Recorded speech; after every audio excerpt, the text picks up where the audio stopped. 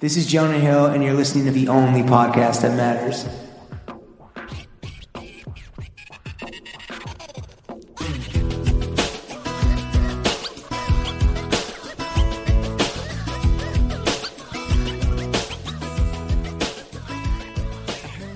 Throw Gang, we are joined by the estate sale senorita, queen of the crepes, the Napoleon of Naples, the Pharaoh of Florida, double cupped up because the name's Kathleen, the Venus of Vintage, the Wicked Witch of Wife Avenue, founder of Pizza Empire Sabaros, the first lady of loafers, baddest bitch at the bins, fellow professional model, the Jit General, the subreddit sultan, owner of Chickee's Vintage here in Williamsburg, Kathleen Sorbaras. Kathleen, how are you doing? I'm good. How are you? Fantastic. Thank you for hosting us in your beautiful shop. Yeah, the vibe is correct. Yeah. Smells Thank great you so in here. much. Yeah, absolutely. It's Thank fucking you. delicious. We're 6 feet apart. We're at 100% capacity, but 6 feet apart. Potting with fuck off. masks on just to be safe if it sounds muffled. Kathleen, thank you for having us. Thank you for having Thank me. you for being here. The first thing that we want to do, and you are obviously a queen of vintage, so I'm sure you're prepared, but we want to do a fit check where you walk us and the audience at home through the totality of your fit. The choice for you is, do you want to go top down or bottom up, queen? Bottom up. Okay, thank God. Obviously. That was close. We can do drugs now. She's not a cop. Yeah, okay, cool, sick. I'm wearing my New Balances. I don't- 990s. Yeah, I think Let's see. so. Those are 990 V5s. 990 For the kids V5s. keeping score at home. Are you a big New Balance head? I mean, yeah, I'll say that. These are like my everyday shoes, I would say. They're just, my back always hurts, and I think just switching over to sneakers instead So you went full orthopedic. Went on ortho that real shit. quick. went ortho, yeah. I love seeing the V5 in a very solid fit. No spoilers, obviously, because the V5, I'm personally on the fence. It has a lot of haters. Yeah. I believe. don't know why. I And haven't. it's got like the big chunky back, and you're a V3 man. I'm a V3 man, obviously. I like the V3s too. I think they're a little bit harder to come across, aren't they? Oh, for sure. I Yeah. think that's the issue now, is that you can't find V3s or V4s. Well, Lawrence and I are having lunch tomorrow. Yeah, we a very are. high powered guy, New Balance marketing or New Balance lifestyle. So Maybe we can get we'll let him Kathleen know. on flow. Maybe I would we love could- that. Maybe we could pay it You forward. have all of Teddy's NBs, Exactly. right? Yeah, Exactly. sure. Okay. All right. Moving on up. Okay, so I have Hanes socks from Target, crew socks. Target, if you fancy.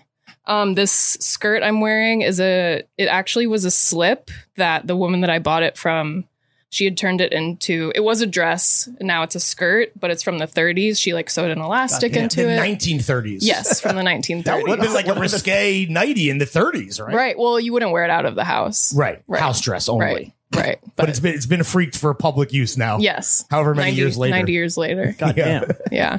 So this is a 30s skirt, and then this is one of my favorite Betty Boop shirts. Okay. And it's She's actually taking a bath. she's taking a bath on The the dog. front. It's quite a chaotic scene. She's making a bit of a mess Yes. in her bathroom. Yes. I feel like this is me though when I take a bath. Oh, it's like you see yourself in Betty Boop just generally, or specifically when you're I taking mean, a in bath this moment- with a dog Yeah. and a duck. How much wildlife is in the scene? All of the above, I think. She's, Lots of she's hearts. Boop Goop on the little nightstand next to it. I don't know what Oh that my is. God. Cute. Boop Goop. That's her What's- own wait, line what year is of beauty this from? products. 94. 94. Good year. Yeah. So she was like the original kind of like, influencer, like a Kylie Jenner. She was building Yeah, she had her own an beauty line. empire, right? The Boop Goop Yeah. empire. Yeah, we could say Wow, that. what a visionary. I love Even her. back in 94. And what's on the back? Yeah. The back. So the back is, can we see? Oh, it's She's her like her out in of the shower, Yes, dressed up, yes. ready to hit the town. Yes. But just, I love it. She's dressed like Mrs. Claus. Yes. Ready With- to paint the town red in that Boop Goop. Yeah. Okay, so that's that. And then I'm wearing hoops from New Top, I think. Oh, shit, Yeah, okay. gold hoops from New Top. Shout out New Top Shout out Jewelry. New Top. And then my hat is a very, very limited edition hat that we did for our 2-year anniversary at Happy the store. birthday! Thank you so much. When was that? Terrible twos. That was like a month ago. Oh, shit. Yeah. Well, our invite belated got- happy birthday. Thank And our you so invite must have much. got lost in the mail. We get it. Yeah. Also, pandemic, Well, yeah. Sure. Yeah. Is there anything on the back of that? Or it's Yeah, just, we have a little Chickee's vintage Oh, embroidery look at on the back. that. Yeah. Very cute. Front says happy birthday for those of you guys out there. You gonna can't run that? see Are it. you gonna run that back every year, or only for special anniversaries? Or? I would like to, because the embroiderer that we worked with did a terrible job. I was supposed to get 50 of them and I only got 18. So Wow, super limited. Damn. So very, very- promising and under delivering. Jesus. Okay. And so then, then you know- get half. no, and he totally went out of business. I can't even get in touch Wow. with him. I paid him in full He and absconded. completely. Wait, I so- left the bad Google With the Chickie's review. bag. Well, if Literally. anyone sees a lot of whatever, Happy birthday. 25 plus hats, I can't do math. If you see that lot on not at all. eBay, please alert Hit me up. Kathleen. What Please. about the rings and the Yeah, bracelet? the other jewels. Okay, so And the this necklace.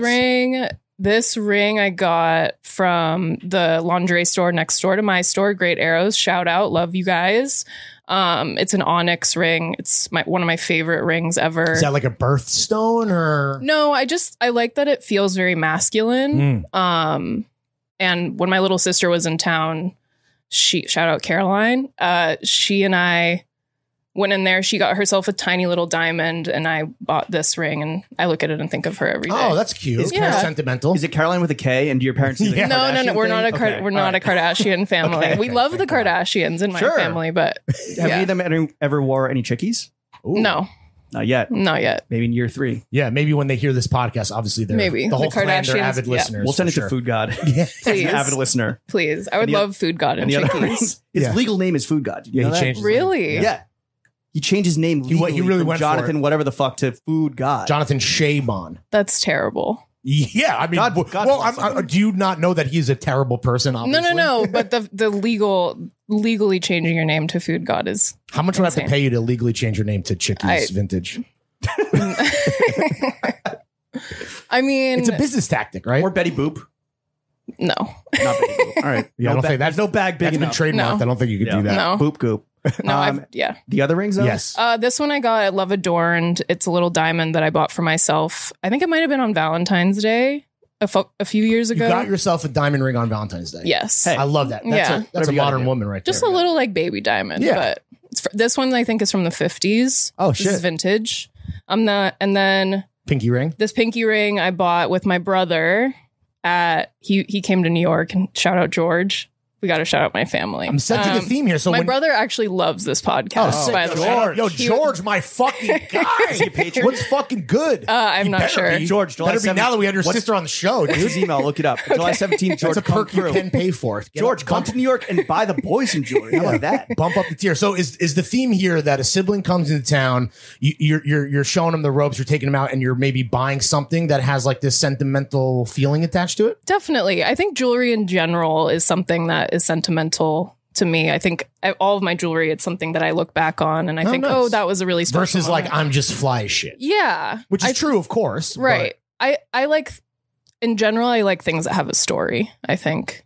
You're in the right business for that. Because totally. every garment here has a story. Absolutely. Chickie's Vintage. Absolutely. Here we are. Yeah. But yeah, I bought this pinky ring at Popular with my brother. Shout out Popular Jewelers. He got himself a ring and I got myself a ring.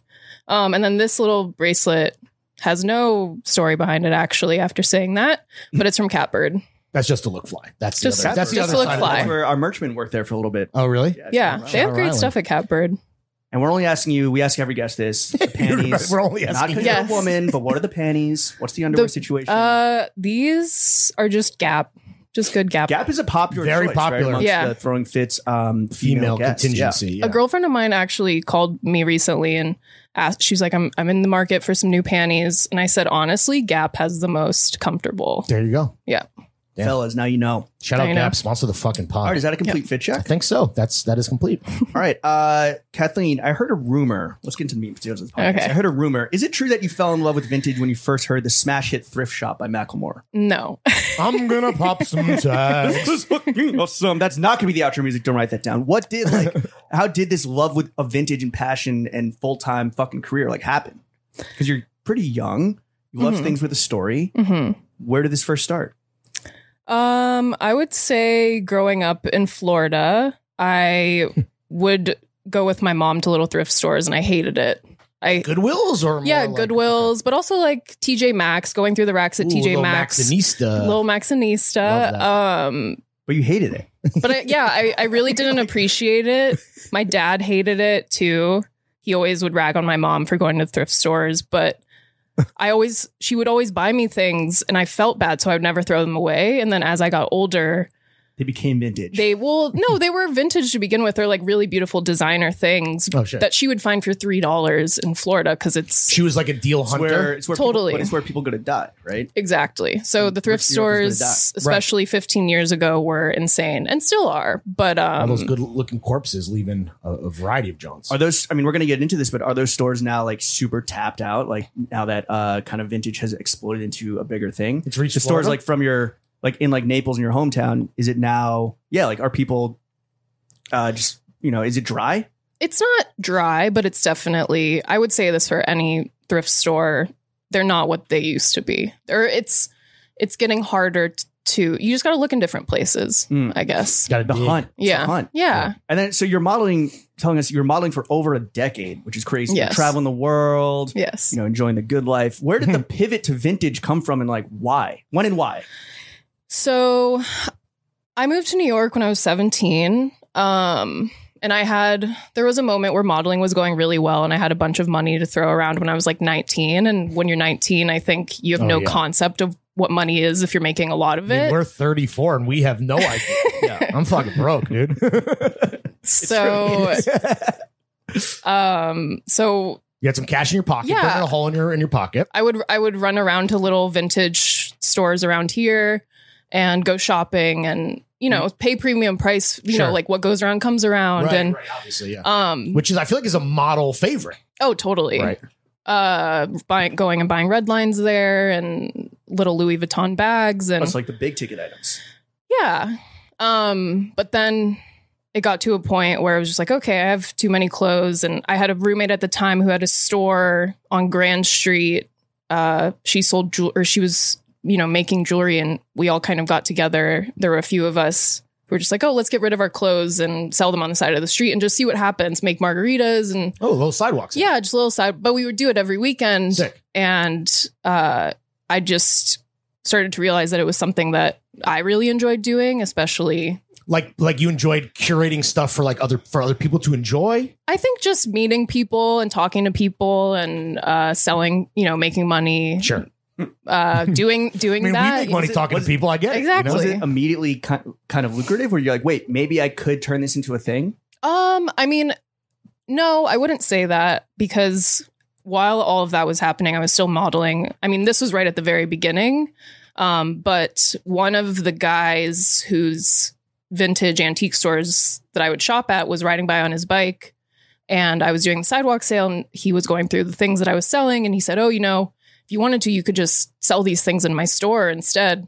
And so that was when I switched and was selling out of a store. And then once that happened, it became something that was more that branded, lucrative. like that rack? Was it kind of like, this is Kathleen's thing versus like, oh yeah, like I have this sorcerer. Yes. So he was doing mostly antiques, and he was looking to switch over more to clothing because it was an easier sell as opposed to antiques that just sit there all day or for a long time. So he was kind of on the hunt anyway to maybe find a partner or someone to help him kind of make that transition. Right. So I moved into his store, and then it became an equal partnership where I was sourcing the women's clothes. He was sourcing the men's clothes. What was his taste like in terms of clothes? So he worked under Doug Billmeyer at oh my God, the Ralph fucking Lauren. goat. Yeah, absolute goat at Ralph Lauren Vintage for like 15 years. Damn, so he had the fucking best training possible. He honed his craft. Exactly. Ralph Lauren University. There you go. Ralph Lauren University. Yeah. So he was there, and then he broke off and opened his store, Brooklyn Curated, which was in Greenpoint for I think 5 years. He had the store for 5 years. I was a part of it for 3 years. Maybe it was a little bit longer. So yeah. Did you know you always wanted to do like a retail physical brick and mortar? Me or Kevin? You.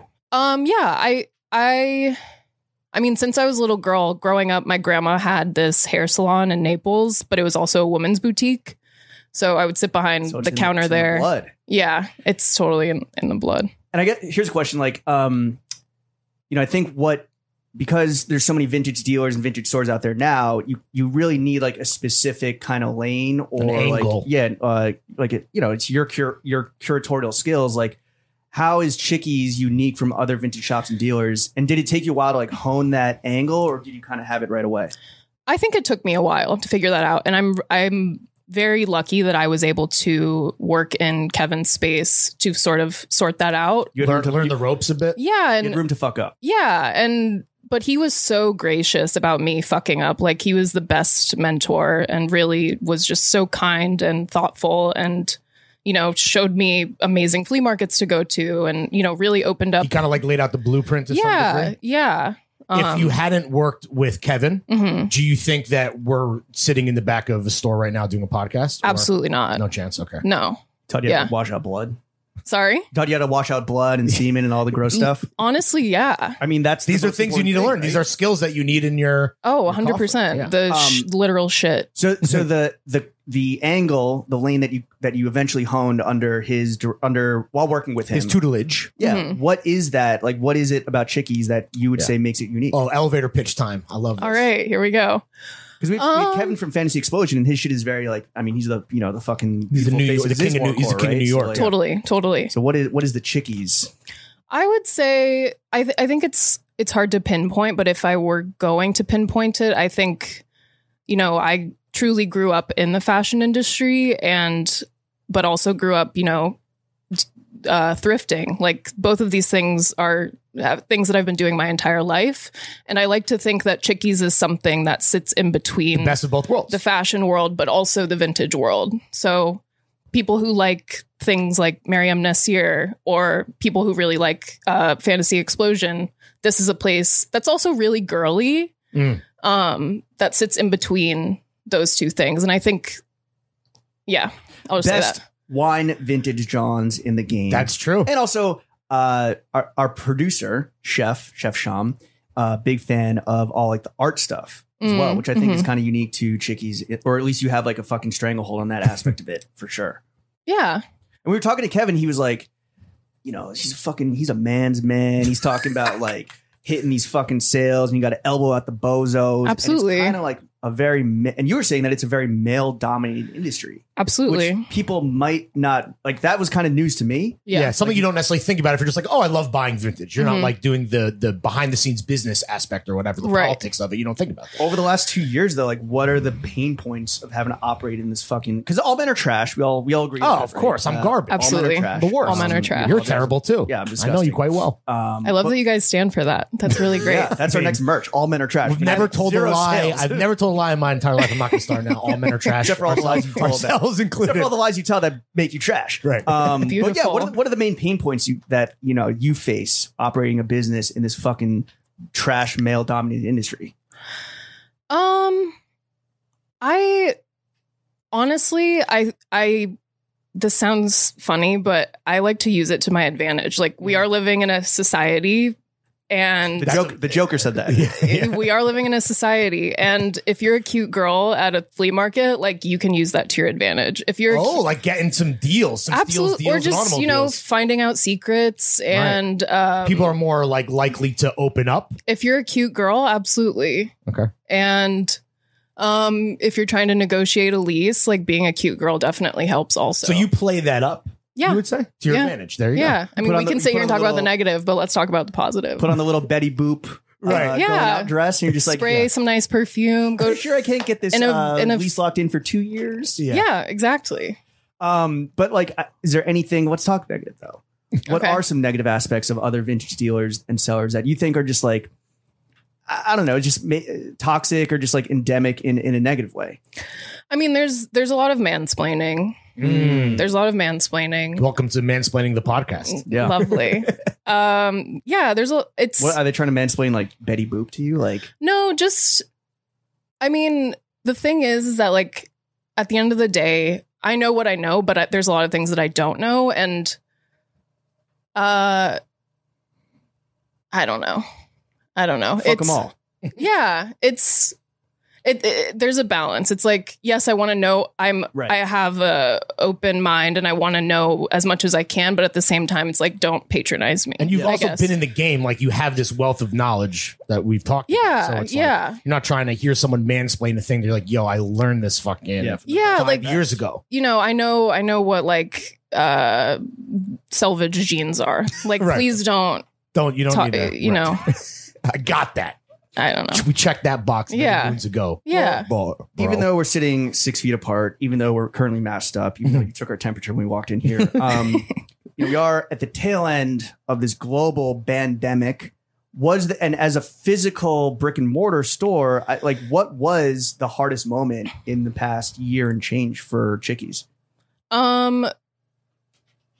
I mean, when everything hit, I was ready to pack up and move back to Florida, Really? honestly, because I was living by myself in the Lower East Side, paying rent there, paying rent here. I was like, there's no way that I'm going to be able to, if we're closed for 3 months, how am I going to be able to come up with that money? Yeah. Like, there's just no way. So, and how long had you been doing it full time at that point? full time, it had only been about it had been about 6 months. It's like the worst possible time. Yeah. So, that was early on. You're ready to fucking give up and pack it up. Well, I mean, yeah, but then honestly, I would say the pandemic was a good thing for the store, as Really? awful as that sounds. In terms of like online sales and people being like, well, I got nothing to do, so let me like cop up. Yeah, website. It just gave us more visibility. I think before the pandemic, we were climbing this ladder of, cool things happening with the store. But once everything was shut down, we were able to just tap into this audience of people who were just on their phones 24/7. And I hate that. I hate online. Like, I opened a store because I hate online. Right. So You just want to be an Instagram page like everyone. yeah. But there is something to be said about the visibility that comes from Instagram and So did having you an have to online change store. your strategy to like embrace that aspect that you're like not even into to begin with? Totally. And I'm 100% the kind of person who doesn't and won't do things unless I'm like totally under pressure and have to do it. So, like this so guy. Yeah. it took a sounds global familiar. pandemic for me to move my Okay, store to online. Fine, I'll embrace this internet thing I've been hearing about. Right. It's not a fad, Mom. Yeah. It sounds really snotty, but it's No. true. Like, I 100% prefer to have a conversation with someone in here as opposed to just packing something up and shipping it out. Sure. But also the location here is fucking fire. I mean, the foot traffic is crazy. You got Mogador next door, which is Jonah Hill's favorite Yeah, shout out Cafe Jonah Hill Mogador. Day meal to Carbo Lodette. I mean, you had Kinfolk 2 blocks away. That was R.I.P. our haunt. Yeah, big Um, loss to the community. We're 2 blocks from like the L train. So like, yeah, I have to imagine that losing that foot traffic must have been a fucking severe blow to the psyche of like running the business. Totally. But also, like, I mean, I don't know how you guys know about me, but I feel like me doing these things has opened the door to people like you guys who are on the internet, and I wouldn't. We are very much online. You wouldn't like. Would you guys walk into a women's vintage store? Like, I don't know. Probably. Yeah? Because we are very sophisticated Yeah. gentlemen. But Well, I okay, see your point. love- I would say probably me for the wrong reasons, not to like, for the again, Right. all men are trash. All men are All men are trash. Specifically horny Jimmy. Sexy Jim. We're Oh, rebranding. right. Sorry. Excuse me. Sexy Jimmy. My Well, okay, apologies. with the hindsight of 2+ years now, with under your belt with that experience, what has been the biggest fuck up moment in the history of Chickee's?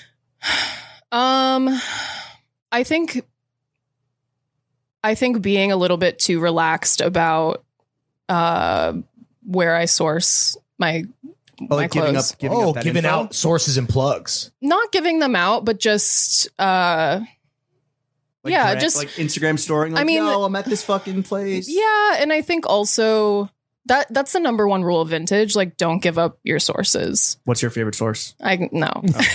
See, there you I go. have to try. Yeah, You know, See, that's that that's was a gotcha test. journalism. We have to do it. That was a test. And you passed. you passed. Thank Flying you. colors. Thank you. So No, you were- but so you were to like the competition, or like who was Yeah. kind of well, I culturing mean, this? truly, I would say a few times a week, there are people coming in here saying, "Oh, where do you source your clothes?" Really? Yeah, yeah, Just thinking that that's like a normal thing that Yeah. you would give up. yeah. And again, like, we're a store in the middle of Williamsburg. Some people walk in here and don't even understand that it's a vintage store. Or understand, like What do they think? they think it's just I don't know. Boutique or something? I Or- don't know. This 1994 Betty Boop shirt is so. There's seems people so old. who are like, oh, there's these shirts in here. Like, they just must be printing these in the back. Like, how is this $150?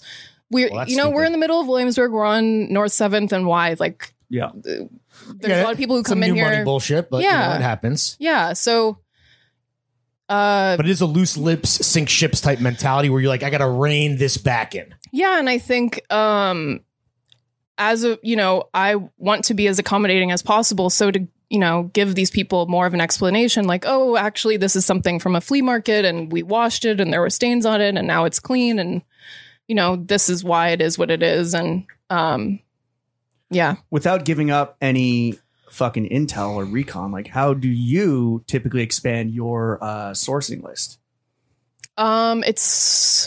It's tough. It's really like word of mouth and just being what's the word?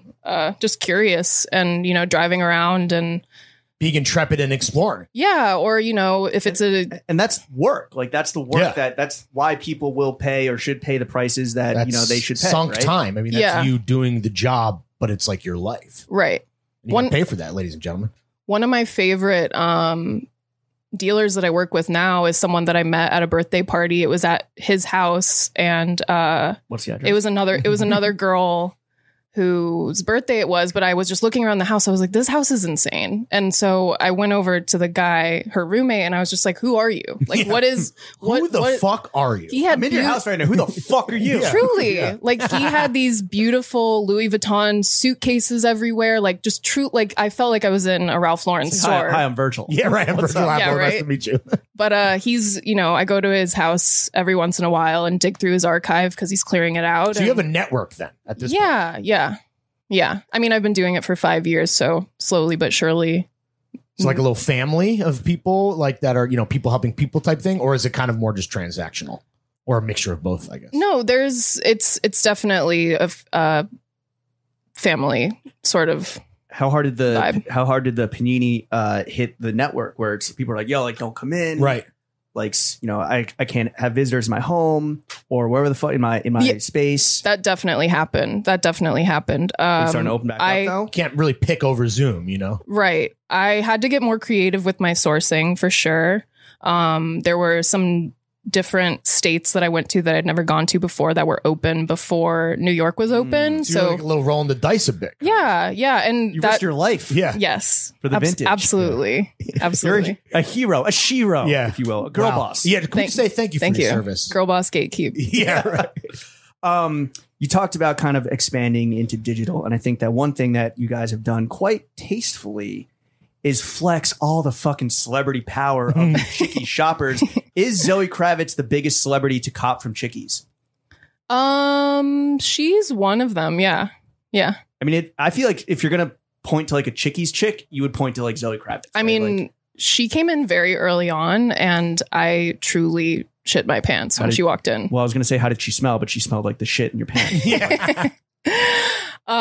She's the archetype though. When you think of like, you close your eyes and you envision like the coolest possible person that you would want to have as a customer. She's like what you envision.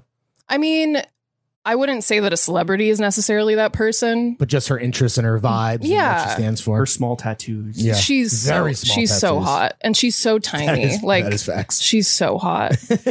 Who's the male version of like the ideal Chickees customer, or not ideal, but the Chickees customer? Like when you picture him. I mean, is it Lenny Kravitz? I mean, we had, I'm going to flex. Go off. That's why we're here. We had Harry Styles, stylist, come in. Harry Styles, stylist came in. Whose name is also Harry. And piss your pants when he came in? Well, we didn't know what was going on. They just came in and bought a bunch of stuff and we thought they were shooting a show or something. Okay. A lot of people do that, come in, just buy a bunch. It wasn't so much him, was the crew, his team? It was his team. He was doing a show at the Music Hall of Williamsburg right around the corner. Yeah. And they were like, or I was just like, well, again, being curious. Like, oh, yeah, what are you more dresses? Yeah. No, I said, what are you guys doing? They said, oh, we're working on a show. And me and my girl who was working with me at the time, we were like, oh, what show are you working on? He was like, oh, Harry Styles. Ever heard of him? What? But have you seen pictures of him wearing the stuff? Yes. Yeah. What was he? Yeah. What was the haul? What did he end up wearing? So there was a paparazzi photo of him. He was shooting the where he's in the car, and he dives in one of the most recent videos. I can't think. Watermelon sugar high. No, it wasn't. It was one after Watermelon Sugar. Oh. I don't know. We're not like You the guys aren't- biggest Harry Styles stan, He so did forgive us. You're not? He did Teenage Dirtbag Right. with one D, and that was very Yeah. cool. And then I'm sure there's people at Watermelon home Sugar. like screaming the answer because they know what we're talking about. Yeah. But anyway, there's a paparazzi photo. There's Yo, if you know paparazzi the answer, comment on the Instagram. If you know the answer, go follow Chickee's, go follow Dr. Taco, start totally throwing fits, and then comment the answer. All right, so Harry Styles is the biggest celebrity, has to be the biggest celebrity. Right? Who's bigger than Yeah. Harry? Anyone that's like a frequent shopper? Let the flexing continue. Yeah, please don't stop. and someone who's I mean, there's cool, like, not as big as those people, but just cool celebrities and cool local celebrities too. I mean, Like, you're talking like the you- goddamn motherfucking boys. as an example. Exactly. Yeah. Is that something that we're 2 years in? Obviously, there was a break for a global pandemic, but like, is this something that when these kind of people, and maybe we're not talking necessarily A-list, but this higher non-civilians, non-pedestrians, we'll say, does that still get you excited as like a cosigner or validation, or are you like, I don't necessarily like need that to let me know that I'm doing what I've been meant to do? No, it definitely gives me validation. I'd be lying if I said it didn't. Right. What about sales though? Does it help sales? When They you got to actually place see big somebody? orders, right? Harry his people probably blew a bag, right? Yeah, I mean, if I'm having a bad day at the store, You'll just go look at the paparazzi Yeah. photos. no, Go to your Zoe Kravitz Oh, shrine. like sorry, a bad day in sales, not in like how you're feeling on the inside. Yeah, I'll send over a bunch of photos of t-shirts to like his stylist or something like that. okay. Like, That's gotta, VIP service. yeah. Do you do that for a lot of people, or is it like that's Yeah. like the real? Okay. Yeah. Do you, and these celebs with their rabid fan bases, Harry especially, do they have like when he wears something from Chickee's or shot something wearing something from Chickee's, do his fans then like flood the Chickee's page or come in? Like, oh my God, I heard this is where Harry Styles gets all his vintage tees from. Less with Harry Styles, but there have been other celebrities where we'll get a lot of followers, or there's that girl MVB who shops with us quite a bit. Unfamiliar. She has a really, really loyal fan base, and her type of follower is the exact type of girl that I would want coming into Chickee. So yeah, You're like, send me, you're tired, you're weary, you're hungry for Johns. You're unwashed master. yeah. I mean, does a lot of these and let's say there's a tier between the unwashed Harry Styles and masses. us. Yeah, Harry Styles and then citizens. But from your years working in fashion, I have to imagine you have a lot of connections to like stylists, cool girls, cool guys, tastemakers, influencers, et cetera, like they must also be a fucking pervasive force in the Chickee's, budget line sheet as well. No, Absolutely. From the moment I opened my store, I think the connections from the fashion industry that I already had from being in it for 15 years totally helped. And there are a lot of stylists that introduced me to people who definitely gave the store more visibility. so network Yeah. was born from a network. Your network Yeah. is your net worth. Yes. Ooh. Wow. Yes. That's an original. I just came up with I don't that. network. I I love- make the network. Wow. Okay. Why did you quit modeling though? Was it just because like the vintage stuff was you're like, yo, this is viable. I like this more. It was something that happened serendipitously. Modeling's such a funny thing. You can work a bunch or you can work not at all. We're very selective with our modeling. Yeah. I love that. We curate our opportunities. Yeah, whenever Teddy you could throws say. up the bat signal, we're there. Basically. Same, honestly. Yeah. But so it's kind of like not really reliable, and then you're like, I just want to do my own thing. One thing that was cool about modeling is that it taught me how to run a business in a way and have business conversations. And I had a business conversation with my agent where I was just like, hey, I have made, half as much money as I made last year. So what do we need to do to move forward? And she was just like, I don't think it's working anymore. Really? Yeah. That's a tough conversation to have. Absolutely. It was tough. And, she said, oh, if you need help, maybe going to a different agency or anything like that, I can help you with that. What was the rationale behind that advice from her? Like, what was, I mean, is this a gauche as fuck, or not even gauche, but a trash thing to say? Is it like you age out or something, or modeling's just weird. Just like sporadic? what is the business model for modeling? Like being a modeling agency. Yeah. It's just like you hire all of these girls and, a small percentage of them work a ton. And then the majority of them are working models who are probably making, $75,000, $80,000 a year. And it's not really this. Living 12 to an apartment. right? Yeah. Were you in like model housing? So if not less money, making less money. You say girls, like quite literally, like you were spotted when you were like 12 or 13. Yeah. Well, I sent in photos when I was 12. Okay. What were those headshots looking like? I took them on my webcam. on your flip phone. Is it weird, or did it ever occur to you? And I don't know if weird is the right word, but that, and I know that like modeling scouts and agents aren't like, not like, not all modeling scouts are trash. We'll put it like that, right? There's definitely someone savory, predatory characters. If someone is looking at you and they're like, "Oh, this 12-year-old is hot." Like, did that ever strike you as something? And are they even thinking that? What is it? I don't know. I've never thought about that before. We've got to think about that. No, it's weird. I mean, I was definitely sexualized at a super young age, and but in the moment, it just seemed so normal. Right. It felt like this is part of the business. This is like what is going to happen. Like I was shooting lingerie in Colombia when I was 15 years old. That should be illegal. Yeah. And right. It might be. That's why you had to go to Colombia. Maybe not in Colombia. Right. Yeah. Did you ever feel like chewed up and spit up by the machine? I mean, we can talk about this. Like you spoke out against this noted piece of shit photographer, Jonathan Leader, whatever. I don't even want to pronounce the name. In the New York Times, the paper, The Gray Lady. Paper record. First of all, this is your opportunity. Do you want to weaponize the Throw Gang sleeper cells and stick him on his ass? Yeah. The choice is yours right now. You can say yes. Spam his page. No, I think mass report him to Instagram. We'll leave him alone. Yeah, we'll leave him alone. But like, good. it was not worth it. Was that a moment where you were just like, this industry is just like gross?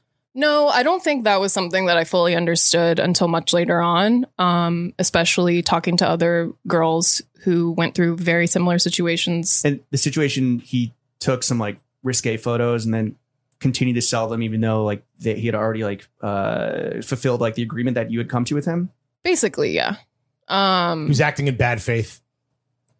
He was having girls take a bus out to Woodstock and like stay the night, and that's by design. Yeah. That was before Uber. So It's not like I could have, if I was uncomfortable, I could have called an Uber and gone out of there. You're trapped. I mean, but that again, honestly, by design, that's what he's doing. Yeah. And is that not an anomaly, you're saying? Like that's not so out of the ordinary in this industry? No, that's, I mean, I will say the one thing about that situation is that it gave me an understanding moving forward of men. Like, sorry, but it was men who were trying to do something similar. Just, I mean, go on any photographer guy's page who's just shooting hot girls. Like, that just isn't, that's just sketchy. Sure. It's just sketchy. But something that had been accepted for. Oh, yeah. And even still to this day, like, despite whatever reckoning, scare quotes. Under the guise of like Sports Illustrated and Victoria's Secret. And, there are good things in that world, but these guys use that world to, with this other motive. They leverage it. Yeah. I always kind of wondered, like, models, obviously, sounds terrible, but like there is a relatively short shelf life, right? Like you can't be in that shit until, past a certain age. Yeah. And that's just the reality of like the industry. Like, do a lot of models, you obviously spun a passion into a full-time career, but do a lot of models come out of it and maybe they face a situation with like you where they're not making any money? Maybe they don't have the look or the gigs anymore. And then are they just like, do they just go home and like go back to their hometown and fucking work at the gas station? It's like freelance life, except you don't have a craft. Your craft is just your looks. And if you're a freelancer and you're not working, you can work on your art. You can work on, but when your art or whatever is just who you are, you're really left to just. It's in God's hands at that point. Yeah. Yeah. So there are a lot of girls who come out of it with a chunk of money that they can move forward with, but there are a lot of girls who turn 28 and there is that thing looming over you when you are a 25-year-old model where you're just like, I'm 25. I haven't reached any of the goals that I wanted to reach when I was 18, 19 years old. I've just put in all of this time into this thing and now I'm not really making any money. I mean, that's what my experience was. What were your goals when you were like, young and hungry and getting into that modeling game? What did you want to do? I wanted to shoot big campaigns like Bobby Brown or Sports Illustrated and I did shoot really cool things and met really cool people and traveled the world. But you have no regrets, you would say? Or no, because it got me to where I am now. And I met a lot of really cool people. And it taught me, the biggest thing I think is that it taught me how to have my own business. Because I was my own. That was that business acumen that you accrued was, it was like the business crucial. of Sorbara's, the pizza empire. Yeah. Yes. What was your like peak when you look back, like your most proud campaign or job or moment as a model? Definitely Roxy. I shot Roxy, like the surf brand. The female Quicksilver. Yes, exactly. Hang 10, baby. That was one of the. That was like. Were you surfing? Yeah, I shot with all of the pro surfers. Sick. And learned how to surf with them. Were you like in Maui or something? The first shoot was in Kauai, which was insane and beautiful. We shot there for like a week. Sick. Yeah. In the green room, brah. But that was so cool because I was booked for who I am or who I was. The personality, not just the looks. Yeah. Like at that time I had just started doing vintage and they were like, we think it's so cool that you're doing this. And they just paid attention to who I actually was as a person. And I think. So the ideal client, right? Versus. Yeah. Just trying to fit into what they wanted out of me.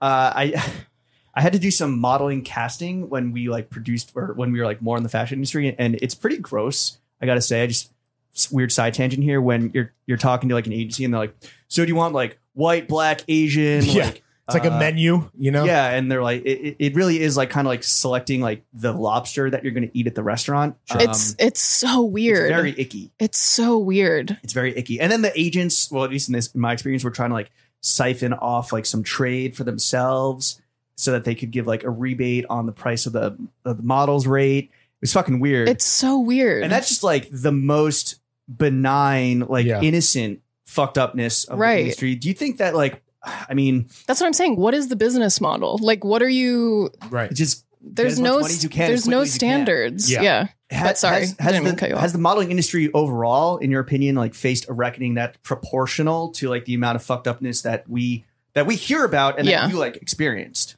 No, and I don't know what could like unless you're completely dismantling the structure of this thing. I don't know. Really? Yeah, like I don't know what the answer we need to is. Abolish the modeling industry. Defund modeling. Defund modeling. No, I don't. I'm not saying that. Like, I don't know.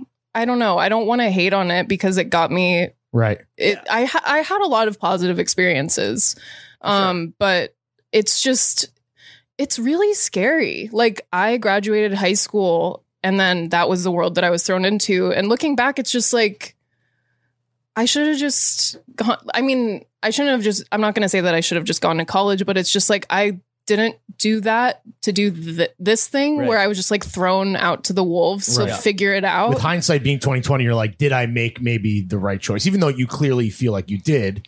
Yeah. You can look back now and be like, maybe I should have considered my options more. I don't know. I mean, there's always like, it seems like this reckoning is like whack-a-mole, right? Where it's like, oh, this photographer. Terry Richardson. Yeah. Boom. Yeah. Bang. Bruce Weber. Bang. No, it's this fucking Jonathan piece Mario of shit. Testino. Mario Batali. Testino. Mario but Luigi. It's individual. Yeah.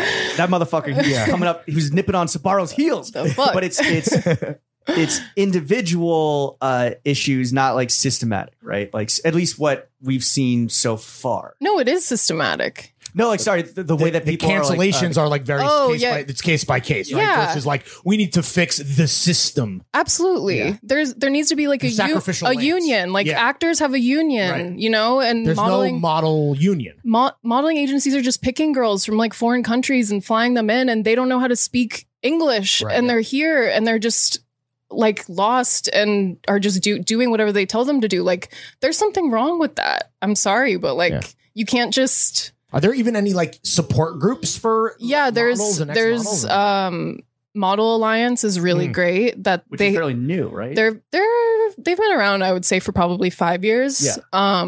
But they have like a hotline, and you know, we're talking about like the morality of all of it, but also like finances and girls who haven't gotten paid for. There are clients who never paid me. and clients who don't pay out for 2 years, like talk about net 30 or net 90, right? Net fucking net 365. Yeah, like and they have a hotline for that kind of stuff, which is great. Well, let's get positive for a second. Just for 1 second here. What was like some of the best perks about being a model? And don't say male models, because that'll really bruise our egos. Best perks about being a model. The thing that I loved most about being a model was all of the free time that I had. Nice. That was the biggest like being thing. a podcaster. Totally. Yeah. What do you guys do in your free time? Smoke weed, dude. Right questions. Watch movies. And handle all the tax fuck ups that we have while Lauren smokes weed and watches movies. Oh my God.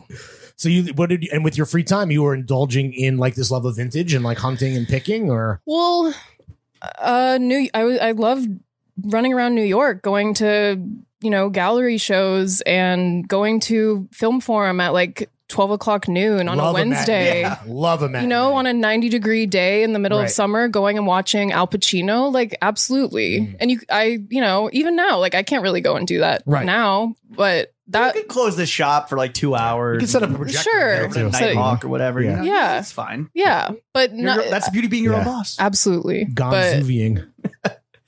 Yeah. Be back in 200 minutes.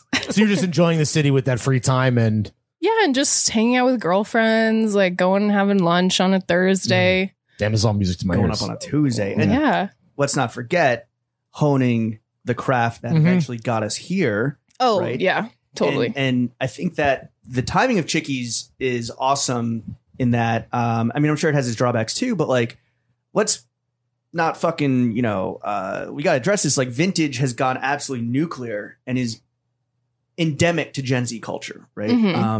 It is not just a trend or a fad. It is clearly like here to stay. Yeah. What do you think of the argument that there's this big Vox article that I sent you that was written the other day? What do you think of this argument that some people are making that this lifestyle, because it is a whole fucking lifestyle, is just perpetuating overconsumption and waste?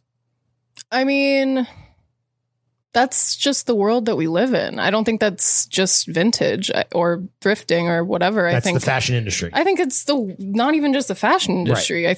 Walk around, you see masks on the floor and everything. Like, that seems to be a solution, but it's still not, I think it's really silly when people say that, thrift stores are being gentrified or whatever. It's like thrift stores are still throwing clothes away. Thrift stores still have a business. There's too many clothes in the world, and unless there's a government that creates different standards, then it's going to keep happening. Then it's like player. It's like pointing your finger at the individual. It's just really silly. So all this discussion that is happening, in the media and on social media. This is something we've talked about in our podcast in our TikTok comments. That happens around. I love TikTok as a form of news. Right. It's the best. Yeah, it's where I see all the Palestinians getting bombed.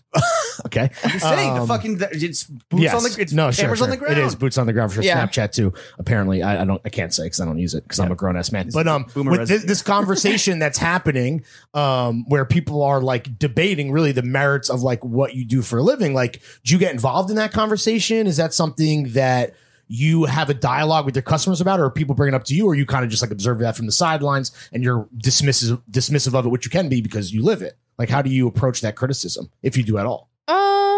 I don't face too much of that. I've had someone who wrote me once saying like they were pissed off because they thought that I was at the bins, like, oh, here you go, like over gentrifying the bins. And I was like, I'm actually it's just a random person. But hater. When I'm having a bad day, it's really fun to just get pissed off at people on the internet. Right. And take it out on them because I don't know you. So I'm just going to take it out on you. Sure. So easy. It's just the best. But you personally think that like the positives of what you're doing vastly outweigh the negatives? Do I think you should shop at my store or Zara? I think you should shop at my store. That's a fact. That is objective. Absolutely. Outside of like environmentalism, you're supporting a small business. You're putting money in my pocket, and not just my pocket, but also the girls that work for me. Sure. And I think that's cooler than going to Zara and supporting some big corporation that doesn't give a fuck about the customers of the planet. Yeah. What about vintage being like James said, it's woven into to Gen Z culture? Is it weird that this kind of stuff has become these hyped status symbols to some degree.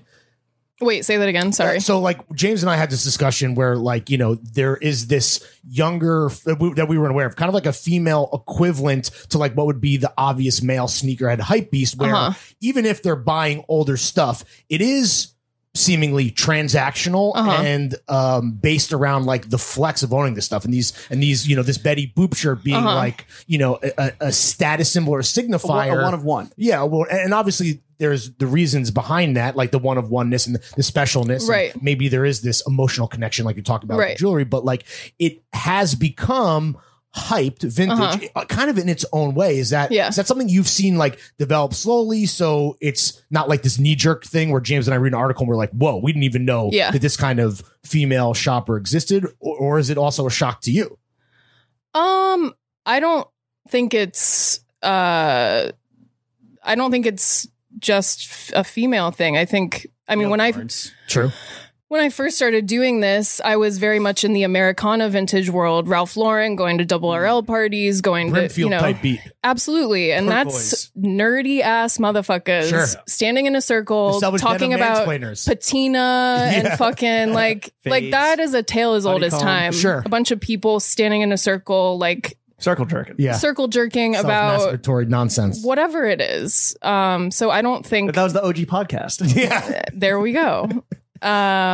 So I don't know. So it's not gender specific at all. I don't think it's gender specific, and I don't think it's I think Gen Z is probably just, you know, the next generation, and this is their way of doing that, I guess, and you know, you get TikTok involved and then it blows up. It gets amplified to a crazy degree. And I do think that going back to one of the first questions, which is like, what's the Chickee's lane, is that I don't think you guys necessarily do delve or deal in like the super hyped up items, right? Like totally panties or wrap. Yeah, tees, right. Totally. Versus like it's a taste level that is like specific to here and presented in merchandise in a way that's specific to here. Yeah, it's a point of view that, you know, is why you're able to turn this into a full-time thing.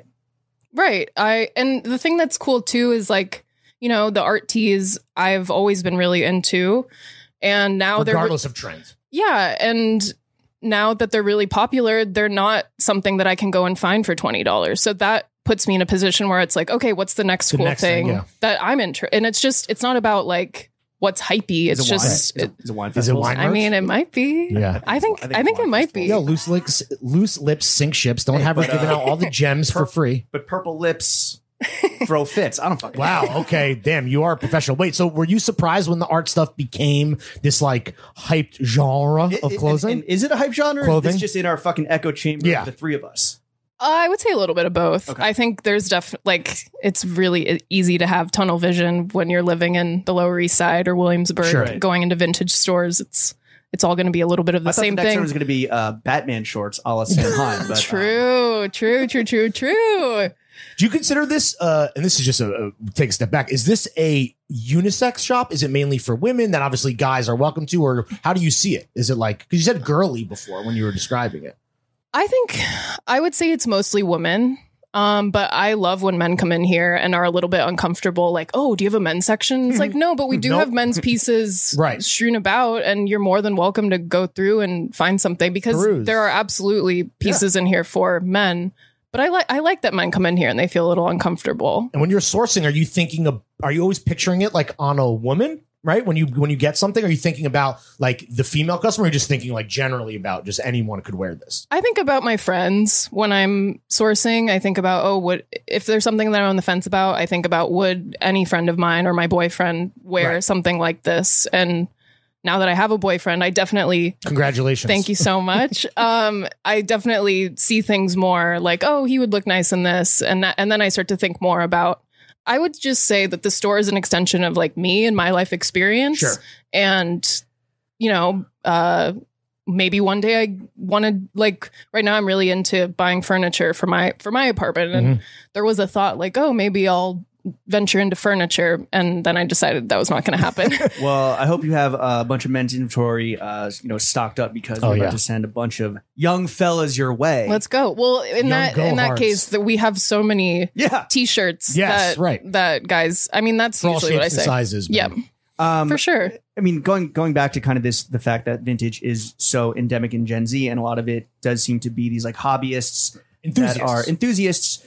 What advice for any young women, the one young woman listening who's looking to transition, thrifting from a hobby into a full-time career? Like, what would you tell people? What are the pratfalls they should look out for? What should they definitely fucking do? Like, just top of mind, what would you say?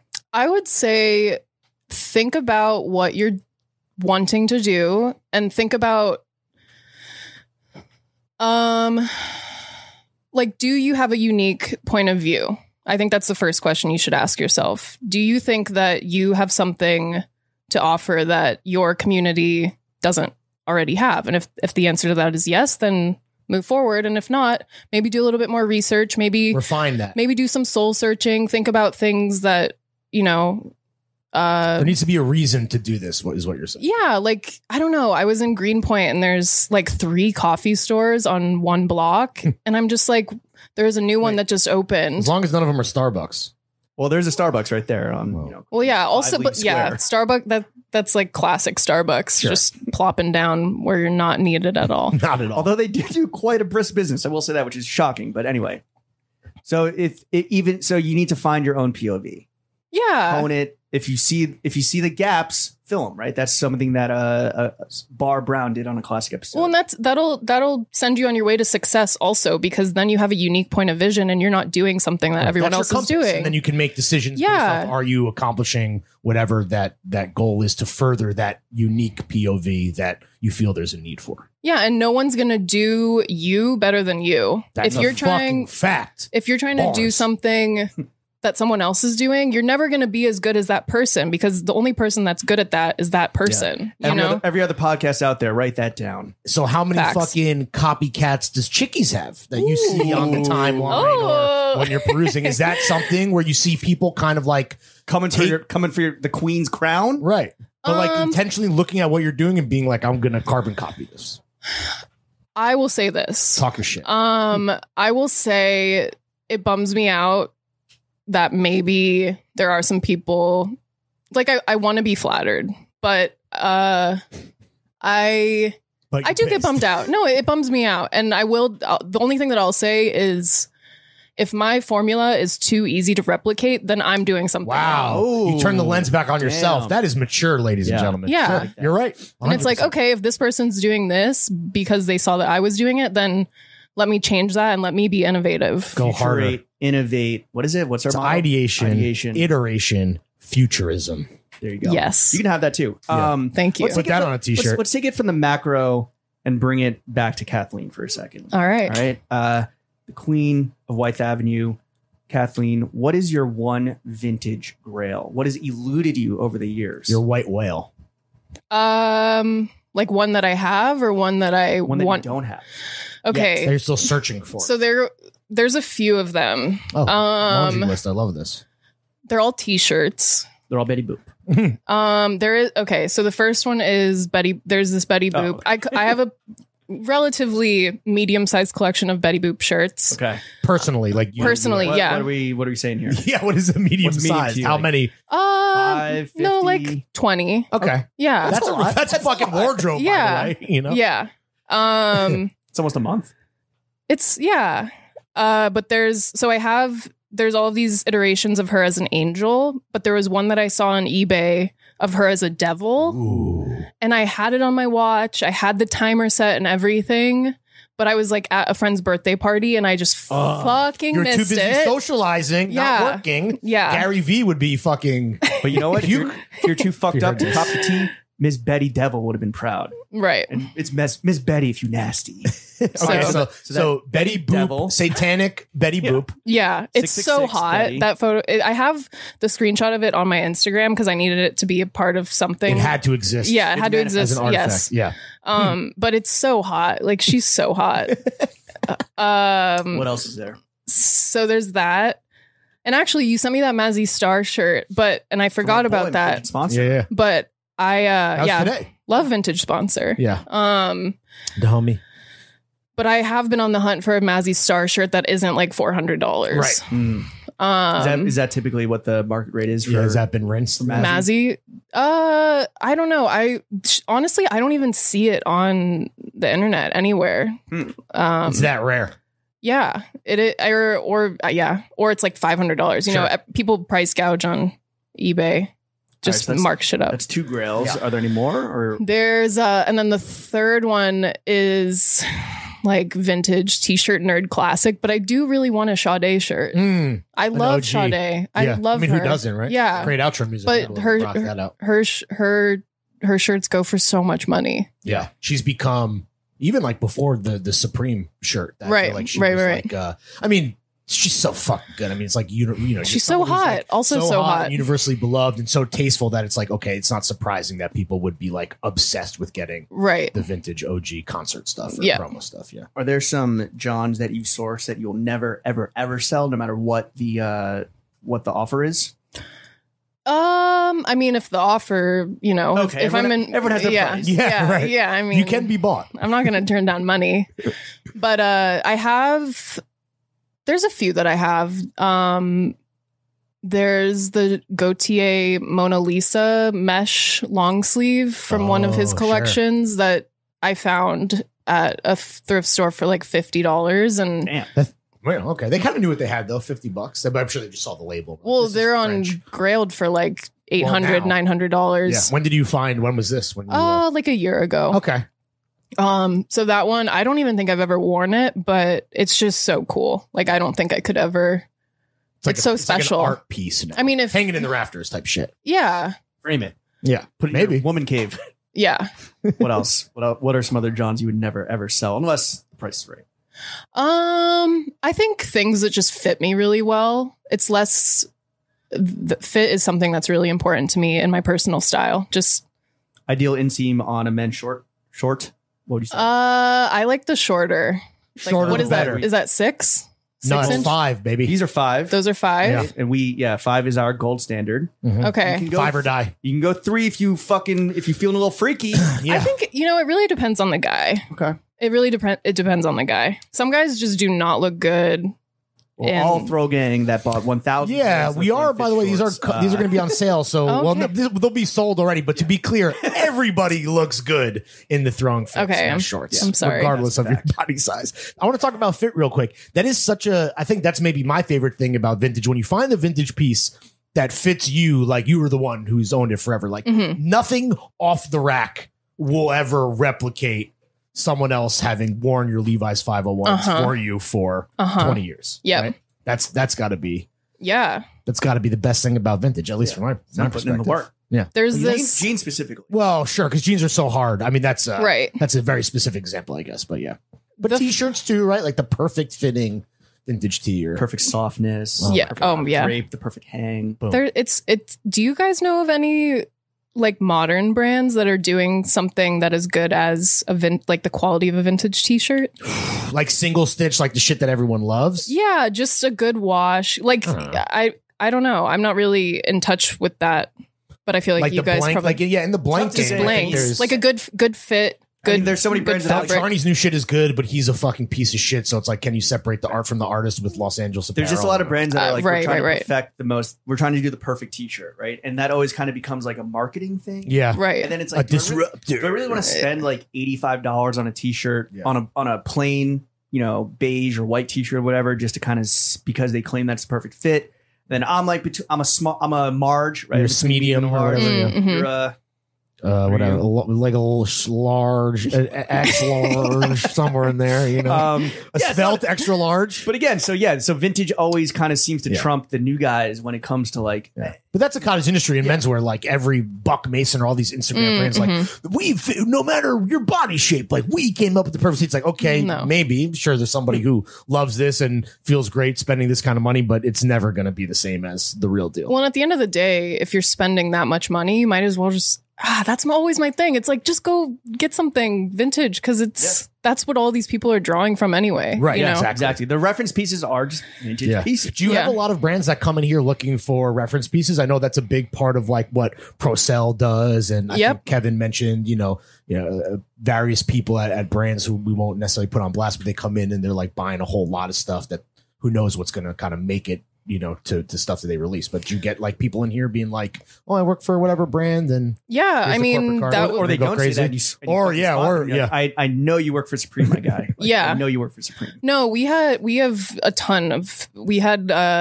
of the designers at Dior who came in and bought like a beautiful Victorian dress. But also like that was kind of how Teddy and I became better friends. I sourced a bunch of stuff for I think the next collection that's coming out. Amazing. I went on a little buying trip for him and sourced a bunch. Do you like doing that, buying stuff that ultimately will never make it to your own shelves that you can share with people? It's like immediately going to a brand.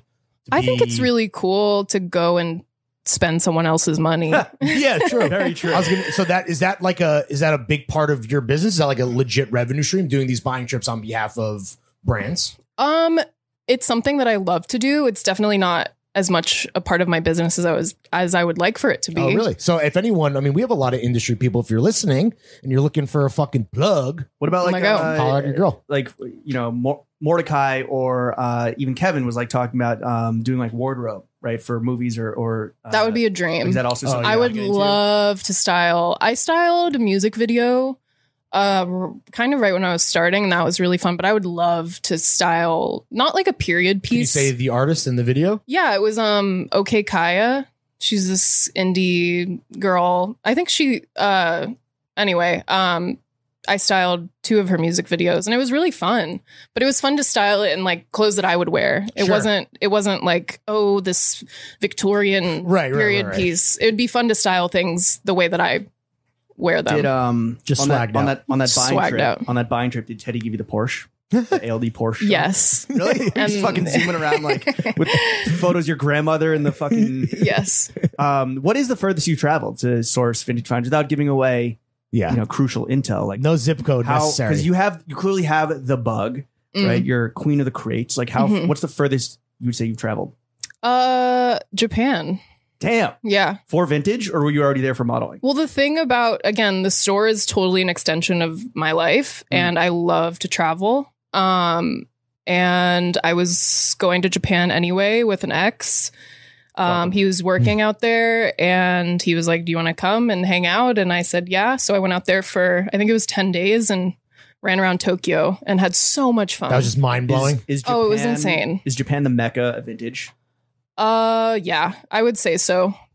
Tokyo or Paris or London. Well, Paris has the flea markets, right?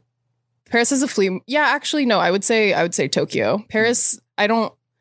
The proper vintage stores in Paris are not as fire as Tokyo. They Tokyo become- is insane. Have those Paris places become kind of like tourist trappy No, to some degree? Or no. is it The just- flea markets in Paris are incredible, but I would say in regards to like vintage and being really nerdy about vintage, Tokyo has just totally That's how nailed the Japanese do it, right? Oh, Shout out absolutely. the motherland. Yeah. Let's bring it back from Tokyo, from the mecca back to here, Wythe, North 7th. What sells the best at Chickee's? T-shirts. Like the art tees? Is it? All actually T-shirts, just like a good $58 T-shirt. Like a graphic, That's our best like seller. a graphic tee. Yeah, just it doesn't have to be art. Just actually, that was something really cool that Teddy told me. He was just like, look at your sales, and he's just been a great mentor to. He's big on the data.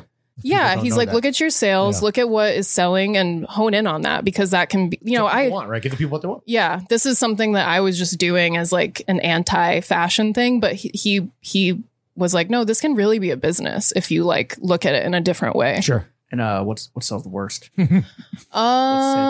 What's fucking collecting dust? Languishing. Damn, I don't know. I don't know. Nothing. Nothing. I sell Everything is moving. everything. The store's empty. We sold Tax everything. moving. Well, now that shit's kind of opened back up, and like you're welcoming in people 6 days a week. Yeah, ish. What are your plans for the shop? Parties. Yeah. Yeah. Events. Yeah. Talking to two biggest party Okay. animals. Let go. Yeah. I mean, I love What are you having doing, like parties. ragers, like Yeah. No. fucking, like Soirees, wine little tastings. events. We're doing a little wine tasting. I think that will be before this podcast comes out. But Yes. Yeah, just I love doing little parties. They're so fun. And like we get little partnerships with up and coming, very, very, very small designers. And it's really fun to work with girls who are just starting out, and You give them a platform and you like host a little thing. Yeah, and it's so fun to, You teddy them. put that. Yeah, I mean, A little mentor, mentee in a situation. very small way compared to Teddy, but yeah, it's so cool to see that. Like, oh, I think this will work, and then to see it actually work. That's really gratifying. So for you, building that community, whether it's designers or the customer, like you just want to create a physical space where like people can like just come together. That's the plan. That's why I opened this store. Is that the ultimate goal for Chickee's, is to like create a community? Yeah, I would say that, and I would say I would go shopping, or just shopping in New York, not necessarily at like high end places, but I feel like the retail experience, or just the customer service experience in New York just is so bad. You're made to feel so stupid. Like when you go to a restaurant and you're standing there and you like don't know where the hostess is and you just feel stupid. Yeah. Like I don't want anyone, and I'm sure people do walk in here and feel that way. But Big city, bright lights, feeling like a dumbass wherever you go. yeah, It's I a New don't York way. want, like, I wanted to, when I opened this store, I really was like, I want to open a space where people feel welcome and people feel like, Your customer service is fucking A1, is what you're saying. I Your mean, Yelp reviews I'm not speak for gonna- themselves. It's priority. we have like 3 reviews, but no. That's where we need to activate the throw gang. Leave a yeah, fake 5-star yeah, review. let's activate them for that. No, but I really do. That's something that is really important to me for the most part. Right. I mean, if an asshole walks in here, I'm going to let you know you're an Yeah, asshole. But sure.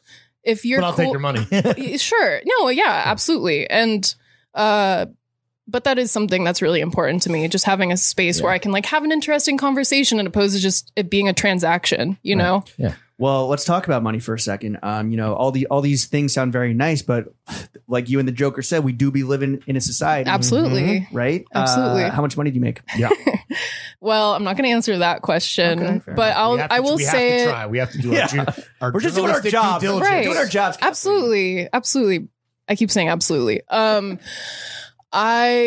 do it in like the New York way, where I talk Yes. about how much I pay for my rent. Oh, How much you okay. pay for your rent? The shop Oh, for space for the store. or your No, for my apartment. Okay. Like for me and then from personally. there people can extrapolate Yeah. and make their own. That's what you do in New York. Okay. You just All right, let's you hear just it. People vibe should out. start doing that on the Let's hear it. podcast, and maybe our follow-up question would be like, "What's your rent?" Which is which is a New York thing, but also like always makes me uncomfortable, even if I also Right. will be honest with what I pay.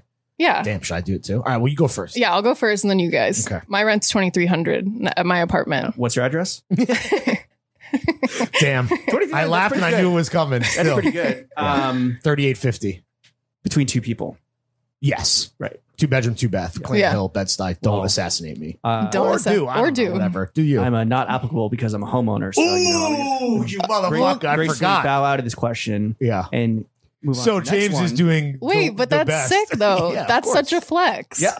Yeah. He That's what just we do. moved too, so Yeah. Sick. Yeah. I don't have any AC, so that fucking sucks. Maybe I can if you have an extra one laying around. No.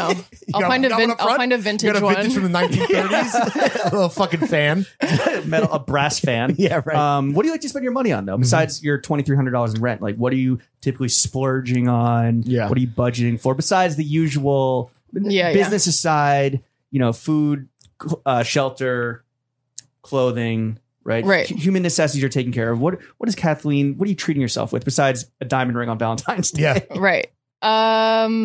I was listening to the one you guys did with Cam Hicks. Yeah. Shout out Cam. And he said experiences, I think, right? He also, It's a very said, jet- he also said Bottega. Like, Yeah, he also came Right. from Bottega with the $5,000 bag. that he Right, just right. got As a but little experiences, birthday what do you treat. mean, like travel or Travel or just like a really nice spa. Like my boyfriend and I have been going to the bathhouse in Williamsburg a lot. are they open? Yeah, they're fully open. Damn, that Okay. seems like a how fucking- busy is it? It's more busy than I would like for it to be. Yeah, right. I But went there pre-pandemic and it was pretty. I was like, ooh, I feel kind of like I'm breathing in people's germs here. yeah. Yeah. But that aside, you're If you a big put that bathhouse aside- couple. Right. Yeah, I love it. I think but yeah, stuff like that. But also A nice little plunge pool. Mm. yeah, I think because I deal so much with like materialistic things, I think which I love that, but I do also love traveling and splurging on a nice hotel room. Where's your next trip to? Where is my next trip? Anywhere Besides home, like going home. Actually, one of my best friends and I are planning out a Mexico, like a true right. relax. Because the thing about for me is whenever I go on a trip, not going to go to Senor Frogs. No. And get the yard of booze. No, she's so good at planning things and so good at finessing shit. Oh shit. So I'm like, do whatever and I will come with you. You're leaving the vacation in her hands. She is the best. But are you doing like the beach, the mountains, the beach, Mexico City? Just like zoning out, reading a book. Because whenever I go on vacation, I always end up sourcing. Oh, right. So I'm like, I need to travel with the second suitcase. Yes, I do. Oh, okay. Yeah. That's cool. So for you, it's always business and pleasure because Always. you can't turn it off. Always. I wonder what the I love was it. like in Mexico. I don't want to know. You don't I don't even want to wanna know. know. No, I want to actually relax because I don't do that. Mexico City's pretty fire. I'm not going to lie. Mexico City is really and cool. Just in general. All right, let's move on to the last topic of the podcast, which is arguably the most important. Yes. Meats and cheeks, sucking and fucking. Yeah, you know the fucking Kathleen, you're here in the heart of Williamsburg. I'm sure you felt the energy or the storm. There's a storm coming. There's a storm brewing. It's going to be coming too because it is the horniest summer of our lives. Filthy. What should a dude's fit be if he's out here trying to get some? Yeah. In your expert opinion, what's the fucking vibe that's going to make you? That's going to break your neck and make you look twice. 5-inch inseams, Right. fit shorts, all that good stuff. A nice Chickee tee. What else? What should the guy be fitting in if he's trying to get some ass? Yeah. Baggy pants. Really? Please, baggy pants. How baggy we talking versus like skinny jeans? Like obviously. throw away your slim fits. Right. Throw them away. How baggy we talking? Yeah, what are we- Because this is important. Pant fit is very talking Jenkos, tricky. Bugle Boy. No. Talking like Chad Muska, No. talking like Chad Cat No, Muska just related. like polo chinos, like nice vintage polo Pleats? chinos. Yeah, I love a pleat. I love a little pleat. swish, a little roominess. Just not anything crazy. Leave something to the But imagination. yes, I don't want to know what your legs look like. Well, I'm gonna Like I don't. Jesus. Sorry. Sorry. No, it's but fine. it's You want it's how I feel. A strong foundation. I just want to man. find something out, you know? Right. But you like seeing I a guy in a good pair of pants. Good pair of pants, you Which know, is like really the hardest thing to get, but to buy. We've talked about this recently. yeah. I mean, who does pants best? Like 90s Armani, right? Yeah, like No, some I pleated, love 90s Armani. higher waisted, a little relaxed. I just Tuck bought your my shirt guy in. a bunch of polo chinos and he looks so Vintage, good. current or vintage? Vintage. Is that the kind of division of labor in terms of fits? He like defaults to you as the expert, or what's his swag like? He's really cool. Did he have trash style before you guys started dating? Yeah. Sorry? Did he have trash style before you guys started dating? No, he didn't. He didn't. So you even I noticed tweaked it because it. you were like, right, okay, I tweaked it. Well, Enhanced. it was You freaked it. again, a serendipitous moment. He was trying to up his game and then we met and Oh I my was God. like, please Perfect. say less. You are my new project. Yeah, exactly. No. He's I'm my not little fixer upper. I'm not here for that because Right, I think every girl I know has had that relationship and it's not fun. Everyone's dated a skateboarder in New York. Oh my God. Triggered. What's the worst genre of boy to date? Is it skater boy? Yeah, who's the ultimate? Who has the fuckboy crown? Fuck. Archetype wise, right now, it's got to Let me be think. skaters. Or is it like- archetype, is it like bro. creative No. director It's type? actor. Oh, It's so, actor. so you mean waiter bartender, Right. Yeah. aspiring actor? Yeah. It's yeah.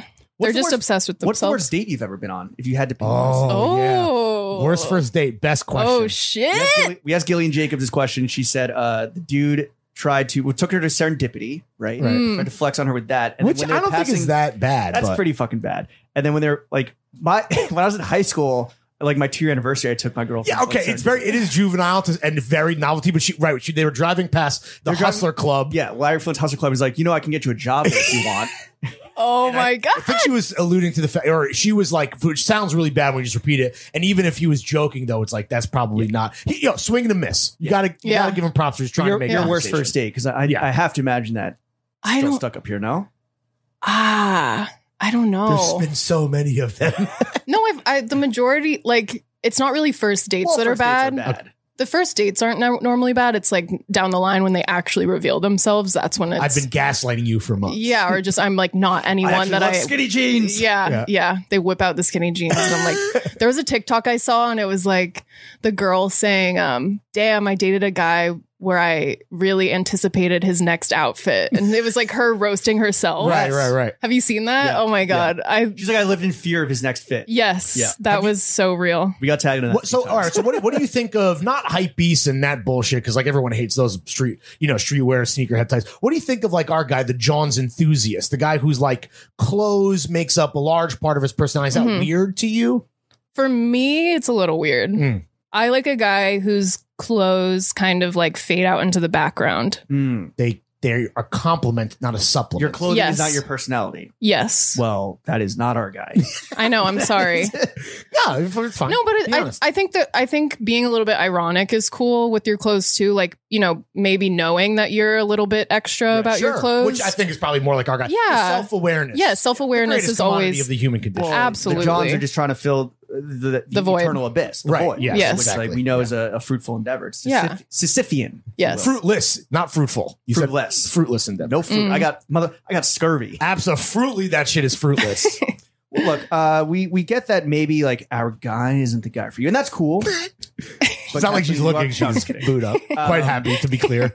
We do know that you're doing amazing, sweetie. Obviously, you. Chickee's is booming, right? A force to be reckoned with. Cannot wait for the fucking throw gang to descend upon this like the cicadas that are emerging. Brood X. Oh, bro. Here we go. They're about to clean your ass out, dog.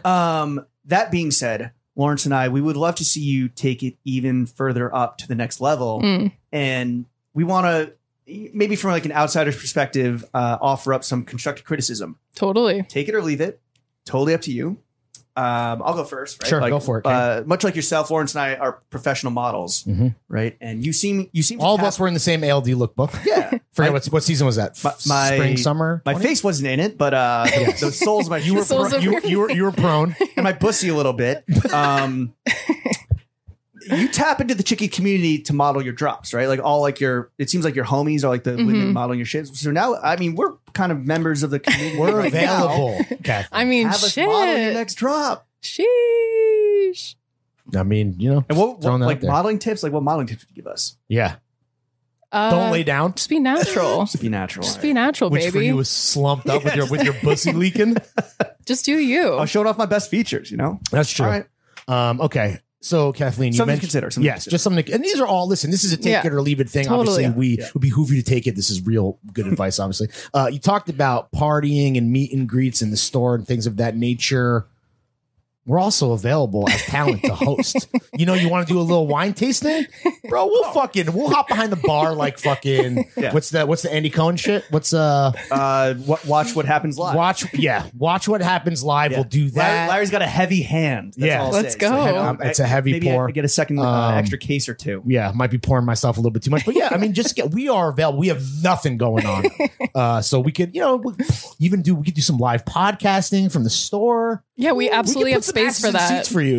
We're not. Yep. I believe our demographics are 94% male. Nice. 90. I think we might be. Whatever. We're Are on the you wrong serious? Side. We're on the. It is very bro heavy. A lot of fellas. With that said, we could probably bring in the one female listener. Obviously, we need to be paid to do that. But just again, our service, hey. we are available across the board, whatever you need. like a doe-eyed model. Maybe we'll take our pay and trade, right? So just something to consider. Yeah. All right, Kathleen, thank you for coming on. Yeah, to the thank Only you so Podcast much, Matters. Kathleen. Yo, where can the kids follow you? Yeah. Plug your shit. IG, Twitter, TikTok. This comes out Hey.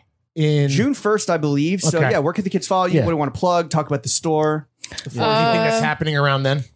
You can follow me, Kathleen Sorbara, at Kathleen Sorbara, or you can follow the store, Chickee's Vintage, or check out my website, buy some clothes, Come through. chickeesvintage.com, What's the There it address is. here? Yeah. 135 Wythe Avenue. Yeah, pull up. You know what, Pop kid out folk? to You know pop where up. just remember the place you blacked out 2 blocks away and then walk 2 blocks south, right? Exactly. And you'll be at Chickie's. All right, Kathleen, thank you. Thank you so much. Thank you. Podcast that matters. Chef, I'm gonna need you to slap that shot. Hey. Yeah. There must have been